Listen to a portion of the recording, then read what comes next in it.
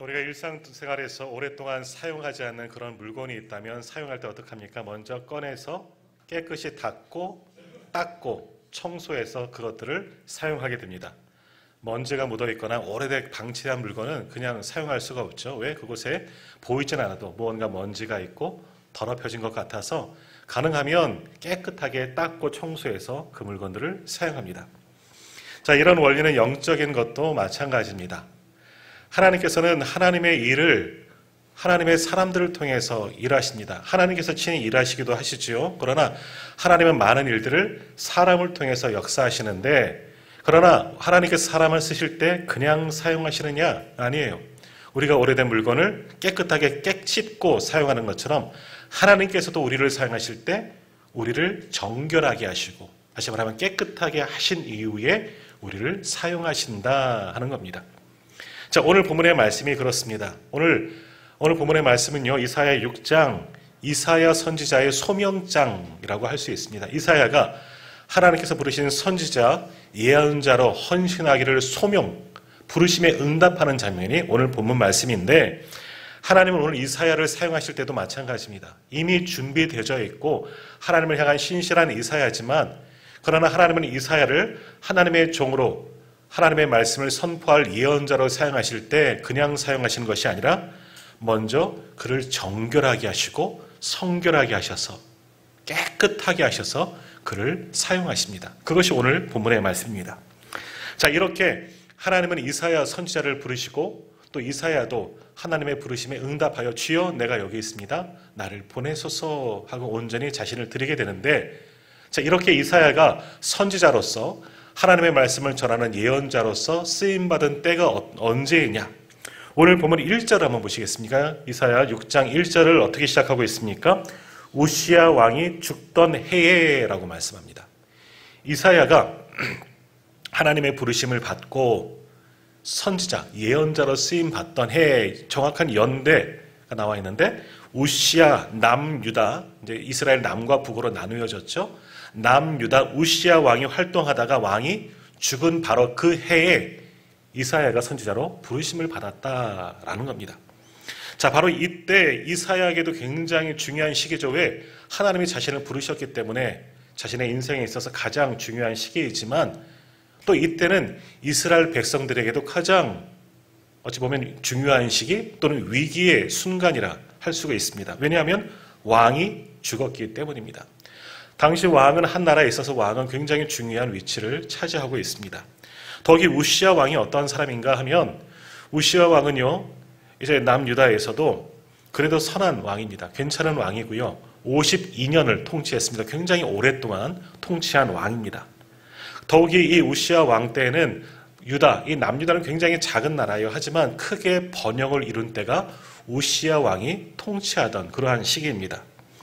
자, 당시 유다는 지금 이스라엘이죠. 남유다, 전체 이스라엘도 아니고 남유다, 아주 작은 나라인데, 북쪽은 이 북방이 거대한 제국 아수르 제국이 존재할 때입니다. 남쪽에는 또 누가 있습니까? 전통적인 강대국 애굽이 있습니다. 애굽과 아수르의 틈바구니에 있는 아주 작은 나라가 유다라는 그러한 나라였습니다. 그러니 얼마나 풍전등화 같은 위기 속에서 이 유다가 세월들을 보내겠습니까? 더욱이 위쪽에 있던 형제 나라라고 할 수 있는 이스라엘은, 북이스라엘은 이 아수르 제국에 의해서 멸망한 상태입니다. 정말 위기 상황 가운데 있는 곳이 우시야 왕이 통치하던 때입니다. 자, 그런데 다행히도 우시야 왕이 통치할 때는 이 아수르 제국도 또 남쪽에 있던 애굽도 왠지 국방이 약해져 있을, 세력이 약해져 있던 그런 시기입니다. 자기 안에 다스리는 것이 더 중요하기 때문에 다른 나라에 관심을 덜 보일 때, 그때 그때가 우시야 왕이 다스리던 시대인데, 이때를 노리고 그 틈을 튼다 국방이라든지 경제든지 정치적인 면에서 우시야 왕 때가 가장 부흥하던, 번영하던 시기를 맞이하게 되었다라는 겁니다. 52년 동안 통치하면서 이 강대국의 틈바구니 속에서 유다가 그래도 평화를 누리며 번영하고 잘 사는 시기를 보내게 되었다라는 거죠. 그렇게 잘 다스리던 우시야 왕이 죽게 되었습니다.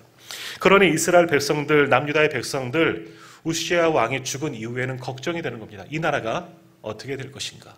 이제 물론 왕자가 왕이 되어서 나라를 통치하겠지만 이제 앞길을 알 수가 없는 겁니다. 앞날이 불투명한 겁니다.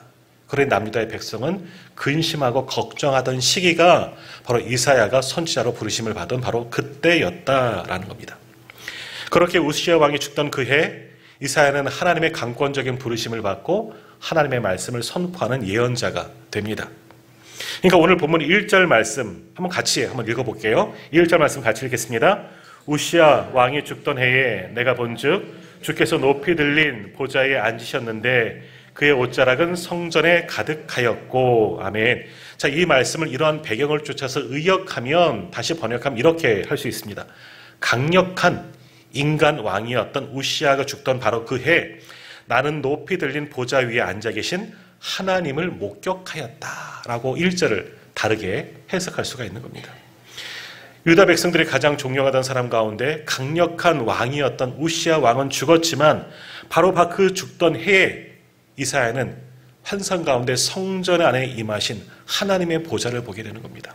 오늘 이 1절 이하에 나온 말씀들 천상을 보는 거예요. 물론 환상 가운데 보는 겁니다. 왕의 보좌, 우시야 왕의 보좌만 본 것이 아니라 그것을 넘어서 천상에 계신 하나님의 보좌를 보게 되었다라는 겁니다. 자, 그런 개념을 가지고 오늘 말씀을 한번 다시 보십시오. 제가 1절에서 3절까지의 말씀을 다시 한번 읽겠습니다. 우시야 왕이 죽던 해에 내가 본즉 주께서 높이 들린 보좌에 앉으셨는데 그의 옷자락은 성전에 가득하였고 스랍들이 모시고 섰는데 각기 6날개가 있어 그 둘로는 자기의 얼굴을 가리었고 그 둘로는 자기의 발을 가리었고 그 둘로는 날며 서로 불러 이르되 거룩하다 거룩하다 거룩하다 만군의 여호와여 그의 영광이 온 땅에 충만하도다 하더라. 아멘. 이 환상을 이사야는 성전에서 보는 겁니다. 성전에 보통처럼 예배하러 기도하러 하나님을 만나러 갔더니 바로 그때 하늘 보좌를 환상 가운데 우시야가 경험하게 됩니다. 높이 들린 하나님의 보좌가 있고 하나님 주변에 천사들이 가득히 모여 있는 것을 보게 됩니다. 그것을 오늘 성경에는 스랍들이라고 표현하고 있는 6날개를 가진 천사, 스랍이라고 표현하고 있고요. 오늘 시온 찬양대가 부른 찬양의 가사 혹시 가운데 기억하십니까? 그룹 날개. 그룹도 이 그룹은 성소, 그 법계 위에 있는 그것을 천사를 그룹이라고 표현하고 있는데 그룹도 천사입니다. 그러니까 천사가 가득히 모셔선 천상회의의 장면을 하늘 보좌를 이사야가 환상 가운데 보게 되었다. 그 천사들이 뭐라고 합니까? 거룩하다 거룩하다 거룩하다. 이거 상투스라는 찬양인데요. 찬양하는 겁니다. 하나님 보좌에서 영광스러운 하나님 거룩하신 하나님의 존재 앞에서 수많은 천사들이 천군 천사가 하나님을 찬양하는 것을 이사야가 보게 되었다는 거죠. 놀라운 것을 경험하게 됩니다.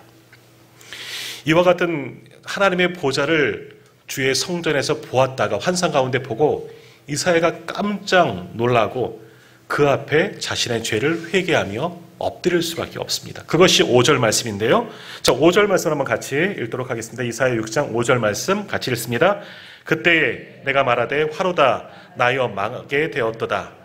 나는 입술이 부정한 사람이요 나는 입술이 부정한 백성 중에 거주하면서 만군의 여호와이신 왕을 배웠음이로다 하였더라. 아멘.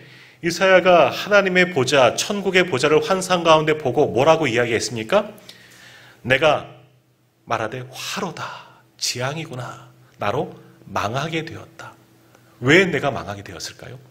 거룩하신 하나님의 보좌를 보는 것 굉장히 영광되고 은혜로운 일 아니겠습니까? 근데 이사야는 나로 망하게 되었다라고 말합니다. 왜? 그 다음 말씀이 나오는 거죠. 나는 입술이 부정한 사람이요 나는 입술이 부정한 백성 중에 거주하면서 만군의 여호와이신 왕을 배웠음이로다. 무슨 이야기예요? 나는 재앙이 왔다. 왜? 나는 망하게 되었다. 왜? 나는 하나님, 거룩하신 하나님을 보았더니 그 하나님의 존전 앞에, 거룩하시고 전능하신 하나님의 존전 앞에 내 죄가 보여지는 거예요. 아무리 하나님의 말씀을 따르고 하나님께 순종하고 믿음을 지키려고 살아갔던 사람도 하나님의 존전 앞에는 이와 같은 마음을 가질 수밖에 없는 거예요. 우리도 훗날 하나님의 심판대 앞에 서게 되면 어떻습니까? 우리도 이사야와 똑같은 모습이 될 거예요. 하나님, 나는 죄인입니다. 나는 부정한 자입니다. 우리도 그와 같은 고백을 할 수밖에 없어요. 왜? 하나님의 그 거룩하심 때문에 우리는 그 앞에 머리를 숙일 수밖에 없는 거예요. 우리의 죄가 보여지기 때문에. 오늘 이사야가 그렇습니다. 비록 환상 가운데 거룩하신 하나님의 보좌를 보았더니 그 권능 앞에, 그 거룩하심 앞에 자신의 죄가 보여지고 자신의 부정함이 보여지고 이 죄를 고백할 수밖에 없는 거예요. 거룩하신 여호와 왕, 만군의 여호와이신 왕을 배웠습니다. 나는 부정한 사람입니다. 나는 죄인입니다. 하며 그 앞에 자신의 모든 죄를 고백할 수밖에 없었습니다. 그럴 때 어떻게 됩니까? 하나님께서 천사를 보내시죠. 오늘 보면 스랍을 보내셨다 말하는데 부젓가락, 그러니까 집게 같은 것으로 제단에서 집은 숯불로 이사야의 부정한 입술에 대게 하셨다. 숯불을 입에 대면 다 타겠지요. 이게 무슨 이야기냐? 제단은 당시 하나님 앞에 제사할 때 소나 양 같은 것을 번제하는 그런 번제단을 이야기하는 겁니다. 불로 항상 태워져서 그 위에 고기를 다 태워서 번제하여 드리는 그 제단을 이야기하는 거죠. 거기에는 항상 숯불이 지펴져 있는 겁니다. 그 숯불을 지펴다가 이사야의 입에 대었다. 다시 말하면 그 정결한 숯으로 이사야의 모든 죄를 태우셨다. 다시 말하면 모르겠습니까? 주의 성령의 불로 이사야의 모든 허물을 다 덮어주셨다. 모든 죄와 모든 부정을 다 용서하여 주셨다 하는 것이 제단 숯불로 이사야의 입술에 대었다 하는 바로 그 말씀입니다. 그러면서 이사야의 모든 죄가 사함받았음을 선언하게 됩니다. 그것이 7절 말씀인데요. 7절 보십시오. 그것을 내 입술에 대며 이르되 보라 이것이 내 입에 닿았으니 내 악이 제하여졌고 내 죄가 사하여졌느니라 하는 선포함을 받습니다. 하나님께서 제단 숯불로 다시 말하면 성령의 불로 이사야를 태우시고 정결하게 하였더니 이사야의 부정함, 이사야의 모든 죄악이 다 사라지게 되었다. 하나님이 선포하여 주셨습니다. 그리고 하나님의 음성에 또 들리죠. 8절 말씀. 우리 8절 말씀을 한번 같이 읽도록 합니다. 8절입니다. 내가 또 주의 목소리를 들으니 주께서 이르시되 내가 누구를 보내며 누가 우리를 위하여 갈구 하시니 그때 내가 이르되 내가 여기 있나이다 나를 보내소서 하였더니 아멘. 이렇게 이사야를 정결하게 하신 하나님께서 이사야에게 말씀합니다. 내가 누구를 보내며 누가 나를 위하여 갈고 누가 폐역한 이 땅을 위하여 황폐해진 이 땅을 위하여 나의 말씀을 대언할 자가 누가 있겠느냐? 누가 나를 위해서 일하겠느냐? 쓰임받기를 원하느냐? 하나님께서 선포하시는 거죠. 그때가 이사야가 손을 들고 이야기하는 겁니다. 주여 내가 여기 있습니다. 나를 보내셔서 사용하여 주옵소서. 그래서 오늘 본문이 이사야의 소명장이 되는 겁니다. 자, 오늘 본문의 말씀의 전체적인 내용은 이렇습니다. 그럼 이 말씀은 우리에게 주시는 목적은 이유는 뭘까요? 하나님은 하나님의 거룩하신 일을 할 사람을 찾고 계십니다. 그러니까 하나님의 사명을 감당할 사람을 찾고 계시는데 어떤 사람이 하나님께 쓰임받는 사람입니까? 자신의 죄를 자복하고 주님의 성령으로의 불로 정결하게 된 사람을 하나님께서 사용하시는 줄 믿습니다. 오늘 우리에게 이 말씀을 주시는 이유는 뭐냐? 하나님께서 우리를 그렇게 사용하기를 원하신다는 거예요. 오늘 우리도 주의 전에 올라와서 하나님께 헌신합니다. 이 모양 저 모양으로 헌신한다는 것을 나를 주님께 내어 드리는 것이죠. 나의 전부를 주님께 드리는 겁니다. 주님께 드리는 사람, 아니 주님께서 사용하시는 사람은 어떤 사람들이 사용되어지느냐? 성령으로 정결하게 된 사람들이 하나님께서 사용하시는 줄 믿습니다. 오늘 예배하는 우리 성도님들, 이미 하나님께서 성령의 불로 우리를 정결하게 하시고 우리를 사용하여 주시는 줄 믿습니다. 그래서 오늘 우리가 주의 전에 올라와서 이 모양 저 모양으로 하나님께 드리고 쓰임받고 이렇게 예배의 자리에 있을 수 있는 이유는 주의 성령이 우리 가운데 함께 하셨기 때문인 줄 믿습니다. 오늘 이렇게 하나님은 하나님의 사명을 감당할 성령 충만한 사람들을 지금 찾고 계십니다. 그 부르심에 오늘 우리도 이사야처럼 헌신하고 주여 나를 보내소서, 내가 여기 있습니다, 나를 사용하십시오, 이렇게 헌신할 수 있는 저와 우리 모든 성도님들 다 되시기를 축복합니다. 자, 이렇게 하나님의 부르심을 받고 강권적인 역사 속에서 선지자, 바로 예언자가 된 이사야는 어떤 사람인가? 사실 이사야는요, 왕족 출신이에요. 당시 유대 사회에서 높은 귀족 계층인 겁니다. 그래서 이사야를 가리켜서 선지자 이사야 왕궁 선지자라고 이해합니다. 왕궁 예언자. 일반 백성들을 향해서도 선포하지만 왕에게, 고관들에게 하나님의 말씀을 선포하는 왕궁 선지자다라고 그렇게 그를 부르곤 합니다. 이러한 이사야, 어린 시절부터 왕궁에서 자라났겠죠. 왕족 출신이다 보니까 왕궁 안에서 여러 가지 모양들을 보면서 이사야도 자라나게 됩니다. 그러나 누구보다도 하나님 앞에 신실하고 진실되게 살아가려고 노력했던 이가 이사야입니다. 자, 그런데 이 이사야가 궁정 안에 거하면서 많은 것들을 보게 되는데, 당시 유다의 고관들 모든 정책을 결정할 때 하나님께 묻지 않습니다. 유다는 하나님이 다스리는 나라입니다. 오늘 본문에도 나오는 것처럼 만군의 여호와이신 왕을 배웠습니다. 우시아 왕도 있고요, 많은 왕들이 있지만 이스라엘의 참된 왕은 누구십니까? 바로 여호와 하나님이십니다.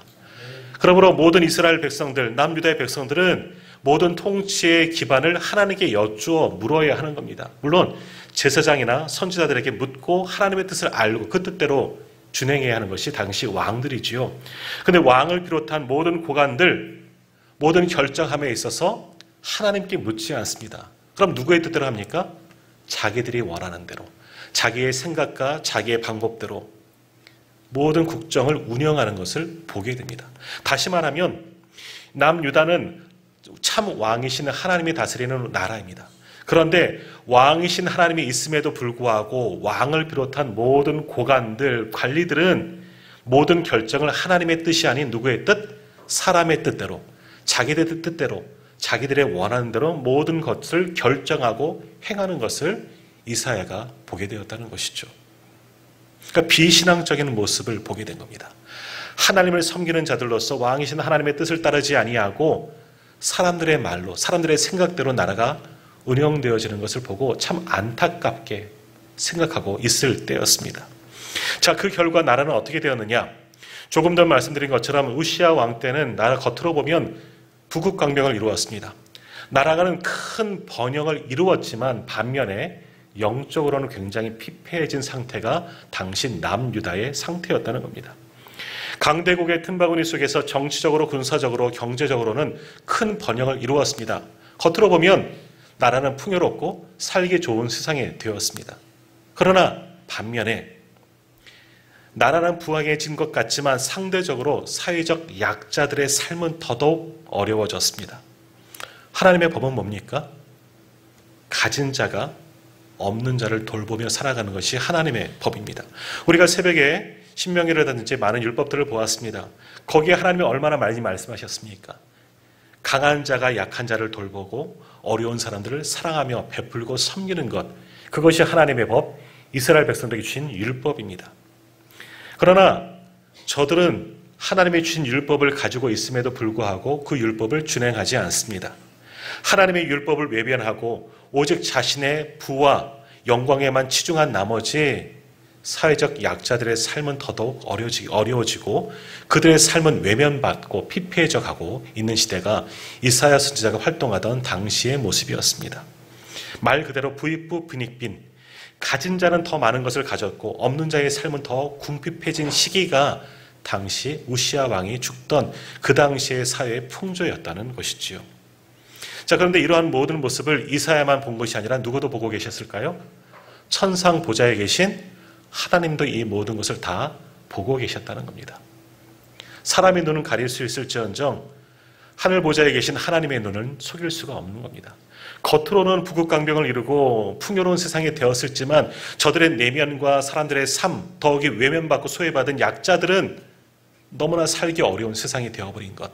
하나님의 율법과 하나님의 말씀이 지배하는 것이 아니라 사람의 생각과 사람의 방법이 온 땅을 통치하는 것, 하나님도 이 모든 것을 다 이미 보고 계시고 알고 계셨다는 거죠. 하나님의 마음도 아프셨습니다. 그래서 이사야 1장 15절에서 17절의 말씀에 보면 이런 말씀이 있습니다. 이사야 1장 15절에서 17절 말씀 제가 한번 읽겠습니다. 너희가 손을 펼 때에 내가 내 눈을 너희에게서 가리고 너희가 많이 기도할지라도 내가 듣지 아니하리니 이는 너희의 손에 피가 가득함이라. 너희는 스스로 씻으며 스스로 깨끗하게 하여 내 목전에서 너희 악한 행실을 버리며 행실을 그치고 선행을 배우며 정의를 구하며 학대받는 자를 도와주며 고아를 위하여 신원하며 과부를 위하여 변호하라 하셨느니라. 하나님께서 선포하셨습니다. 하나님께서 말씀하시는 거예요. 유다의 하나님의 성민하고 일컬어지는 이스라엘과 유다의 죄악들이 가득하는 거예요. 그래 놓고도 하나님 앞에 예배하는 것 내가 보지 않겠다. 내 눈을 가리고 너희가 드리는 예배를 보지 않고 받지 않겠다. 내 귀를 가리겠다. 왜? 너희가 하는 기도 내가 듣지 않겠다. 왜 그러십니까?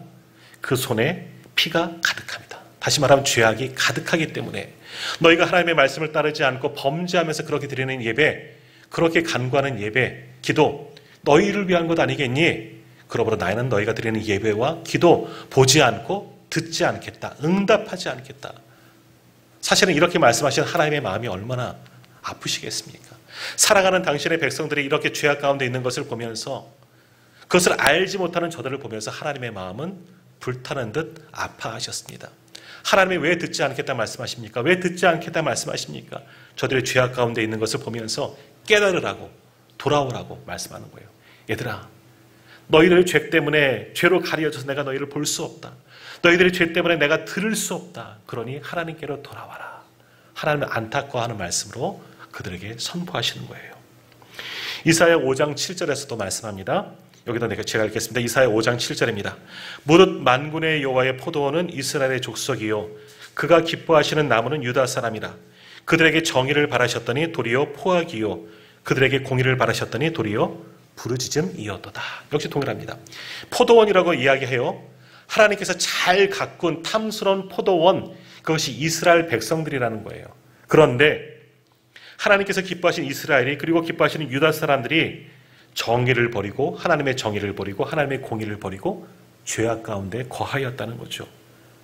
하나님의 정의를 붙잡고 공의대로 살아야 하지만 죄악 가운데 거하고 포악해졌고 부르짖었다, 못 살겠다고, 힘들다고 어려운 사람들은 부르짖고 있다는 거지요. 하나님께서 이 모든 것을 보시고 아파하셨다라는 겁니다.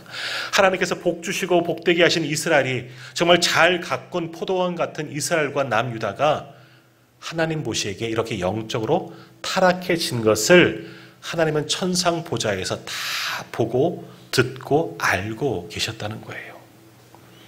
그리고 하나님은 오늘 성전 안에서 하나님께 나온 이사야를 말씀하는 거예요. 하나님의 마음을 보여주시는 거예요. 내가 너희를 보고 있다. 내가 너희의 패역함을 알고 있다. 그러니 이 땅 가운데, 이 죄 가운데 있는 이 나라, 이 민족에게 하나님의 말씀, 하나님의 이 안타까워하는 마음, 그리고 하나님의 공의와 정의를 선포할 사람이 누구냐? 누가 나를 위해서 가겠느냐? 누가 이 죄 많은 패역한 이 땅 가운데 하나님의 말씀을 선포하겠느냐?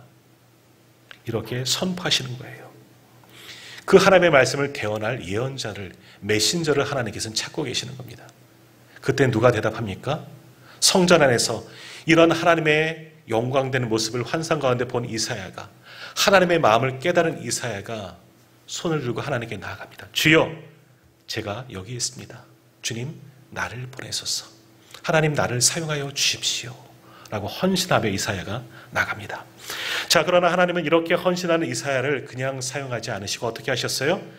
제단 숯불로, 다시 말하면 성령의 불로 이스라엘의 모든 죄악들을, 모든 부정함을 다 정결하게 씻어주십니다.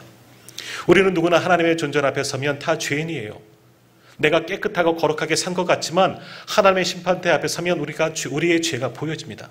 그러므로 하나님도 오늘 이사야를 사용하시기 위해서 그가 죄인이기 때문에, 악한 자이기 때문에 정결케 하신 것이 아니라 하나님 앞에 어쩔 수 없는 죄인이기에 성령의 불로 그를 정결하게 하시고 그의 입술에 말씀을 넣어주십니다. 그래서 하나님의 말씀, 하나님의 공의와 정의를 선포할 하나님의 메신저, 바로 예언자로 하나님은 그에게 성령의 기름을 부으시고 그에게 사명을 부으셔서 하나님의 말씀을 선포하는 선지자로 하나님은 사용하여 주셨습니다. 그럼 오늘 말씀이 우리에게 주는 교훈은 뭡니까? 하나님은 이사야를 이렇게 사용하셨던 것처럼 오늘 누구를? 바로 나를, 바로 우리들을 예언자로, 하나님의 말씀을 대언할, 선포할 메신저로 우리를 사용하시기를 원하신다, 지금 말씀하고 계신 줄 믿습니다. 오늘 이사야를 부정하기엔 부정한 자를, 부정한 입술을 정결하게 하시고 하나님의 말씀을 대언할 예언자로 삼으신 것처럼 하나님은 오늘 예배하는 우리 한 사람 한 사람을 우리의 모든 죄를 주의 성령으로 지워주시고 성령의 불로 태우셔서 정결하게 하시고 이 시대에 우리를 파송하시고 하나님의 말씀을 대언할 메신저로 예언자적 삶을 살도록 우리를 부르고 계신 줄 믿습니다. 하나님은 지금 우리 시대에도 그렇게 하나님의 말씀을 전할 그 한 사람을 찾고 계신다는 거예요. 그 부르심에 응답할 사람이 누구입니까? 바로 한번 따라합시다. 바로 나입니다. 바로 나입니다. 목사님만 하세요가 아니라 바로 나. 우리 모두가 하나님께 부름받은 하나님의 메신저, 하나님의 예언자가 다 되신 줄 믿습니다. 우리는 부족합니다. 나와 같은 사람이 어떻게 그 일들을 감당하겠습니까? 하나님, 제가 어떻게 예언자가 될 수 있습니까? 제가 어떻게 선지자가 될 수 있습니까? 어떻게 하나님의 말씀을 맡은 자가 될 수 있습니까? 아니에요. 우리는 할 수가 없죠. 저도 그렇습니다. 저는 목회자이고 목사입니다. 그러나 가끔 그렇게 고백합니다. 하나님, 제가 어떻게 이 목회자 일을 감당할 수 있겠습니까? 어떻게 목사의 직을 능히 감당할 수가 있습니까? 하나님 뭐라 말씀하실까요? 네가 하는 게 아니야. 네가 하는 게 아니야. 제가 아무리 지혜롭고 뛰어나다라고 해도 하나님의 일을 제가 어떻게 혼자 감당할 수가 있겠습니까? 하나님의 일을 감당하기 위해서는 성령의 능력과 권능이 우리에게 부어질 때 감당되어지는 줄 믿습니다. 제가 목사의 직분을 감당하는 것은 제 능력이 아니라 제가 뛰어나서가 아니라 하나님이 하시는 줄 믿습니다. 오늘 하나님은 우리 성도님들을 그렇게 사용하길 원하고 계십니다. 우리가 뛰어나서 믿음이 좋아서 남들보다 지혜로워서 아니에요. 그럴 수도 있지만 하나님의 일을 하시기 위해서 우리를 먼저 성령으로 정결케 하시고 우리에게 성령의 권능을 더하여 주셔서 하나님의 말씀을 맡은 자로 주의 복음을 선포할 자로 우리 한 사람 한 사람을 주님께서 사용하여 주실 줄 믿습니다. 이미 우리는 하나님께서 정결케 하신 줄 믿습니다. 쓰시길 원하고 계신 줄 믿습니다. 그러므로 우리는 어떻게 합니까? 주여, 제가 여기 있습니다. 나를 사용하여 주옵소서. 우리 같이 한번 하겠습니다. 주여, 내가 여기 있습니다. 나를 사용하여 주옵소서. 하고 고백은 하지만 하나님 제만 사용해 주세요. 이래서는 안 되는 거예요. 하나님께서는 우리 모두를 이미 주의 성령으로 정결하게 하여 주셨습니다. 나도 하나님의 말씀을 맡은 메신저, 예언자가 된 줄 믿습니다. 그저 하나님의 예언자는 뭐예요? 하나님이 입에 붙여준 말을 전하는 사람이 예언자예요. 내 생각을 전하는 것이 아니라 내가 그 말씀을 조화롭게 지혜롭게 바꿔서 전하는 것이 아니라 하나님이 나에게 말씀하신 것을 전하는 사람이 예언자예요. 다시 말하면 스피커예요. 오늘 예배드리는 이곳에도 양쪽에 스피커가 있습니다. 스피커가 하나님의 말씀을 선포합니까? 아니에요. 마이크를 통해서 말씀이 선포되어지는 것을 이것은 전하는 거예요. 전하는 거. 오늘 우리가 스피커예요. 우리 입술에 전해진 하나님의 말씀을 선포하는 거예요. 내가 전하는 것이 아니라 누가 전하는 거예요? 하나님이 전하시는 줄 믿습니다. 그러므로 오늘 우리는 이사야처럼 헌신해야 합니다. 그러기 위해서는 먼저 회개해야 돼요. 하나님, 나는 부정한 사람입니다. 하나님 존재 앞에 나는 부정한 사람입니다. 먼저 회개가 필요한 겁니다.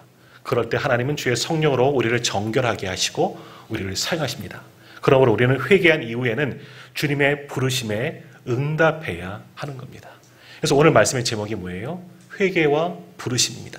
하나님 앞에 철저히 회개하시고 하나님의 부르심에 응답하여 하나님의 귀한 말씀을 선포하는 일에 귀하게 쓰임받는 저와 우리 모든 성도님들 다 되시기를 주님의 이름으로 축복합니다. 그러한 우리를 통해서 하나님 나라가 확장되어지고 많은 영혼들이 주님께 돌아오는 역사가 분명하게 일어나게 될 줄 믿습니다. 우리가 하는 것이 아니에요. 누가 하십니까? 하나님이 하시는 줄 믿습니다. 주의 성령이 우리를 통해서 역사하시는 줄 믿습니다. 그 거룩한 일에 다 쓰임받는 저와 우리 모든 성도님들 다 되시기를 간절히 소망합니다. 기도하겠습니다.